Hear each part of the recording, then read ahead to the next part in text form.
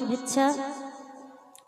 যারা অক্লান্ত পরিশ্রম করে এত সুন্দর হরিবাসরের আয়োজন করেছেন, সত্যি দাদা ভাই সবাই প্রত্যেকেই বলছি, সবাই সত্যি খুব ভালো। নিতাই গৌর হরি বল, হরি বল, হরি বল। তা মায়েরা, এই যে আমরা হরিনাম করব, এই যে আপনারা সবাই কীর্তন শুনতে এসেছেন, তা কীর্তন শুনলে কি উপকারিতা হবে? উপকার ছাড়া তো আমরা কিছু করি না, তাই না মা? এখন লাভ ছাড়া আমরা কিছু করি? যেখানে ক্ষতি হবে সেখানে কি যাই? আমরা যাই না।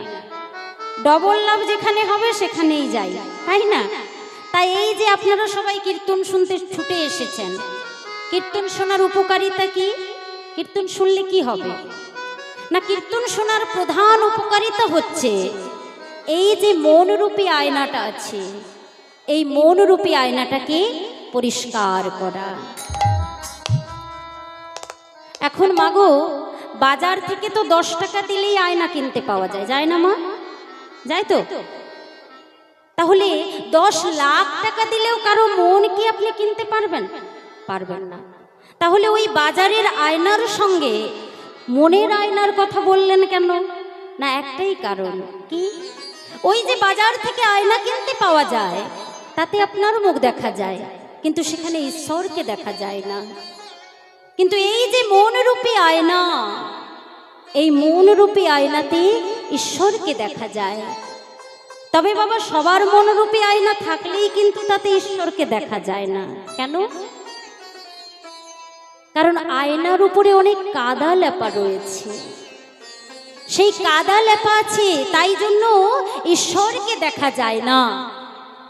তা আয়নার উপরে যদি কাদা লেপা থাকে, তাতে কি আপনার মুখ দেখা যাবে?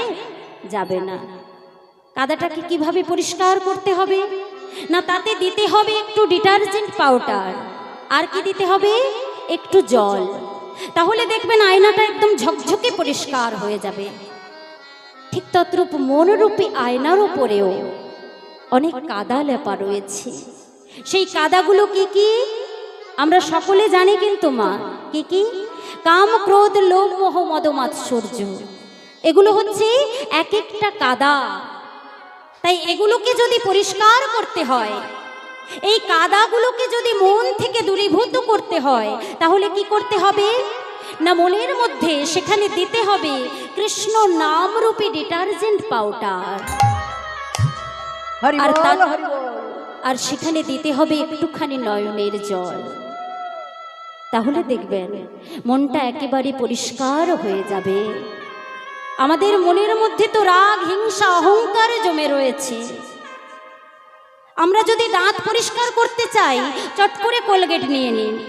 যদি আমরা চুল পরিষ্কার করতে চাই, চট করে শ্যাম্পু নিয়ে নিই। যদি আমরা শরীর পরিষ্কার করতে চাই, চট করে সাবান নিয়ে নিই।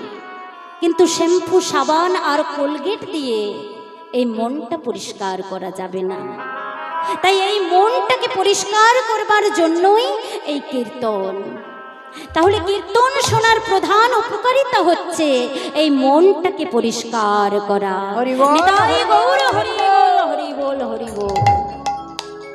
ললাটে তিলক আর কণ্ঠে তুলসীর মালা নিলেই কিন্তু ভক্ত হওয়া যায় না।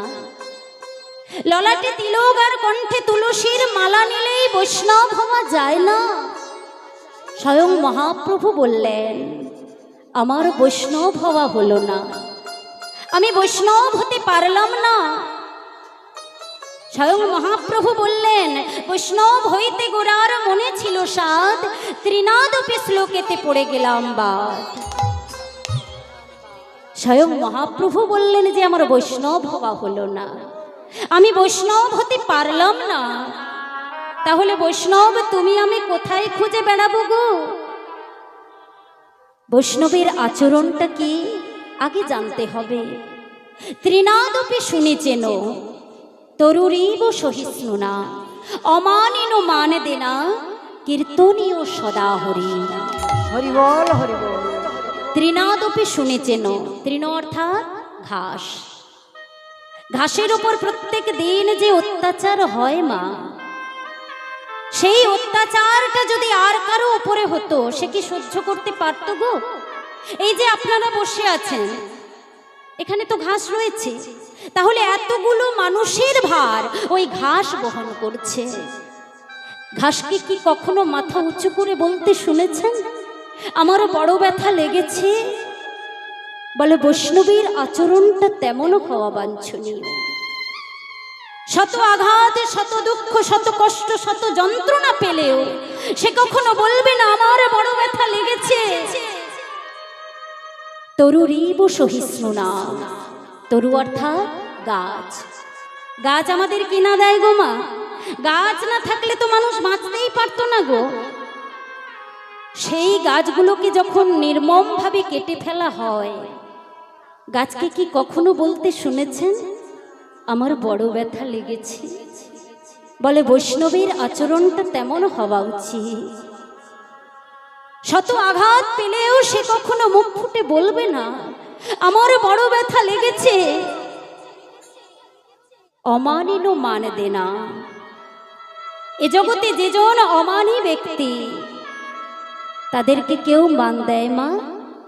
চোর, ডাকাত, গুন্ডা, বদমাশ এদেরকে কেউ মান দেয় না, কিন্তু আমার নিতাই চাঁদ প্রভু এদেরকেও মান দিয়েছিলেন। হরিবল হরিবল। মাথায় কলসির কানা ছুঁড়ে মেরেছে, নিতাই চাঁদ প্রভুর মস্তক থেকে দর দর করে রুধির ঝরে পড়ছে। নিতাই চাঁদ প্রভু বললেন, ওরে মাধাই, তুই আমাকে মেরেছিস বলে আমি তোকে মারবো? এটা তুই ভাবলি কেমন করে রে?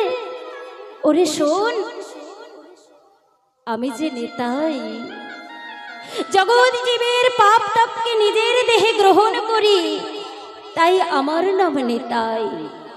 আমি নিতেও এসেছি আর তোদের দিতেও এসেছি। হরিবল হরিবল। দেখি না, দেখি না যে হাত দিয়ে মদের গ্লাস ধরেছে, সেই হাতটা সাধুর চরণে পৌঁছে দেওয়া যায় কিনা? দেখি না যে হাত দিয়ে চুরি করেছে, ডাকাতি করেছে, সেই হাত দিয়ে সাধুর চরণ ধরানো যায় কিনা? তাই এ জগতে যদি প্রেমের ঠাকুর কাউকে বলতেই হয়, তিনি হলেন আমার নিতাই চাঁদ প্রভু। জগৎ জীবের দ্বারে দ্বারে এত মার সহ্য করেও জগৎ জীবের দ্বারে দ্বারে হরিনাম পৌঁছে দিলেন। মার কিন্তু আমার গৌর হরি খাননি বাবা, মার খেয়েছেন আমার নিতাই চাঁদ প্রভু। আর এত মার সহ্য করেও জগৎ জীবের দ্বারে দ্বারে হরিনাম পৌঁছে দিলেন। তাজ আমার করুণাময় গৌর হরি শ্রীবাস আঙিনায় নাম করছেন, কিন্তু শ্রীবাস আঙিনায় নাম করতে করতে প্রভুর মনে বড় বাসনা জেগেছে, ওই সুরধ্বনির কিনারায় নাম করবেন। সারাদিন প্রভু শ্রীবাসের দ্বারে নাম করে প্রভুর মনের স্বাদ মেটেনি, মনের মধ্যে বড় আশা জেগেছে সুরধরির কিনারায় নাম করবেন। তা কেমন করে আমার করুণাময় গৌর হরি নাম করছেন গো? দেখো সুরধনির কিনারায় সোনার নূপুর দিয়া পায়, নাচে না গড়ি গো সুন্দর গৌরাঙ্গরা। সুরধনির কিনারায় সবাই হাতে তালি দিয়ে পায়, নাচে না গড়ি রে সুন্দর গৌরাঙ্গরায়। সুরধনির কিনারায় সোনার দুপুর দিয়া পায়, নাচে না গড়ে গা সুন্দর গৌরাঙ্গরা। সুন্দর গৌরাঙ্গরায় না গড়ে গো সুন্দর গৌরাঙ্গরায়। ওই সুন্দর গৌরাঙ্গরায় না গড়ি রে সুন্দর গৌরাঙ্গরায়। ওই না সুরধনির কিনারায় সোনার দুপুর দিয়া পায়, নাচে না গড়ে গা সুন্দর গৌরাঙ্গরা।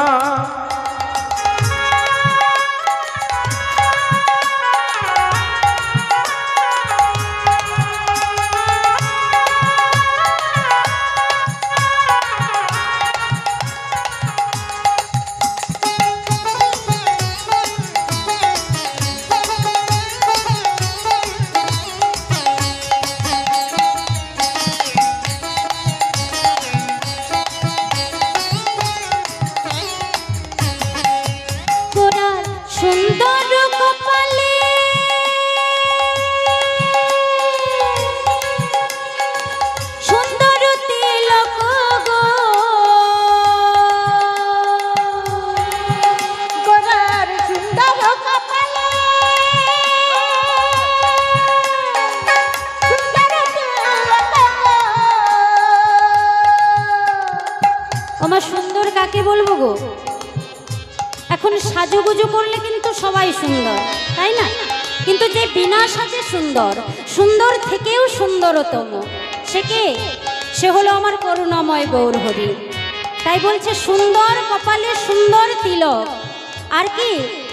আবার সুন্দর এখন, আবার সুন্দর এখন, আবার সুন্দর এখন নামা বলি গায়, নাগরি গোহ সুন্দর গৌরাঙ্গরা। ওই সুরধনির কিনারায় সোনার নুপুর দিয়া পায়ে নাচে নাগরী রে সুন্দর গৌরাঙ্গরা। আয় সুরধনির কিনারায় সোনার নুপুর দিয়া পায়, নাচে না করি গা সুন্দর গৌরাঙ্গরা।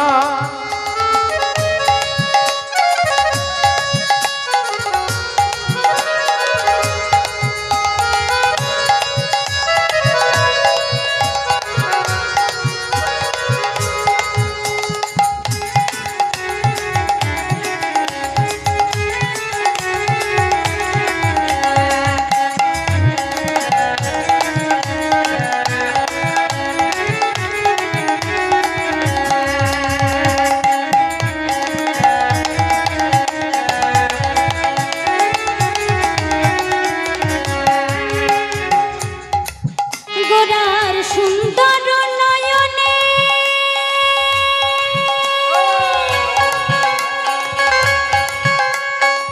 চাই গোরা যার পানে গো, গোরার সুন্দর নয়নে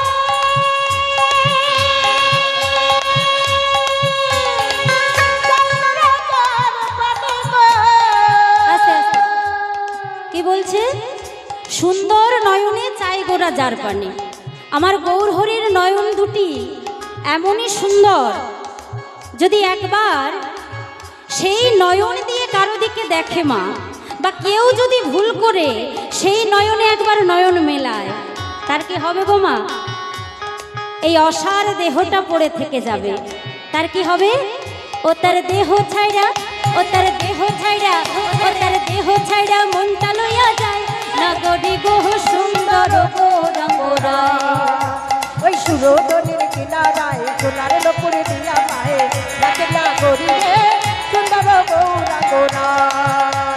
সুরধনির কিনারায় সোনার নুপুর দিয়া পায়, নাচে না করি গা সুন্দর গৌরাঙ্গরা। সুরধনির কিনারায় সোনার নুপুর দিয়া পায়, নাচে না করি গা সুন্দর গৌরাঙ্গরা। সুন্দর গৌরাঙ্গরা, সুন্দর নিতাই গৌর হরি বল, হরি বল, হরি বল। গৌরাঙ্গরা, সুন্দর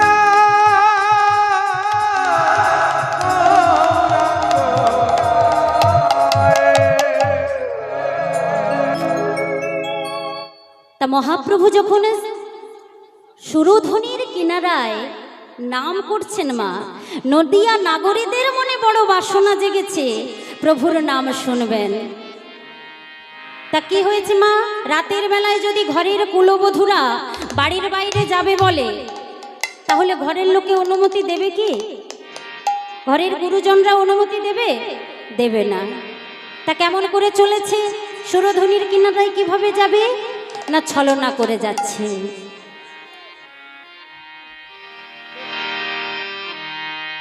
ছলনা করে যাচ্ছে সুরধনির কিনারায়। দেব আরাধনা মাগে গুরুজনার কাছে, গুরুজনার কাছে। আর মন মধ্যে গৌর দর্শন, দর্শন ভিলাসে। মনের মধ্যে গৌর দর্শন অভিলাষে। আজ যদুনাথ দাস কহে করি কত ছলা, যদুনাথ দাস কহে করে কত ছলা। যদুনাথ দাস কহে করি কত ছলা, যদুনাথ দাস কহে করে কত ছলা। আর গোরা চাঁদে দেখিবারে চলে কুলের বালা, ওই গোরা চাঁদে দেখিবারে চলে কুলের পালা। গোরা চাঁদে দেখিবারে চলে কুলের বালা। গোরা চাঁদে দেখিবারে চলে কুলের বালা। চলে যায় চলে যায় চলে যায় চলে যায় চলে যায় চলে যায় চলে যায় চলে যায় চলে যায় চলে যায় চলে যায় চলে যায় গোরা চাঁদে দেখবে বলে চলে যায় চলে যায় গোরা চাঁদে দেখবে বলে চলে যায় চলে যায় গোরা চাঁদে দেখবে বলে চলে যায় চলে ও যায় গোরা চাঁদে দেখবে বলে নদিয়া নাগরী সবাই গোরা চাঁদে দেখবে বলে নদিয়া নাগরী নিতাই গৌর হরি বল হরি বল আরে হরি বল গোরা চাঁদে দেখবে বলে চলে যায় চলে আরে যায় গোরা চাঁদে দেখবে বলে চলে যায় চলে যায় চলে যায় বলে গোরা চাঁদে দেখবে বলে চলে কুলের বালা ওই গোরা চাঁদে দেখিবারে চলে ফুলের বালা আজ গোরা চাঁদে দেখবে বলে চলে কুলের বালা গোরা চাঁদে দেখবে বলে চলে কুলের বালা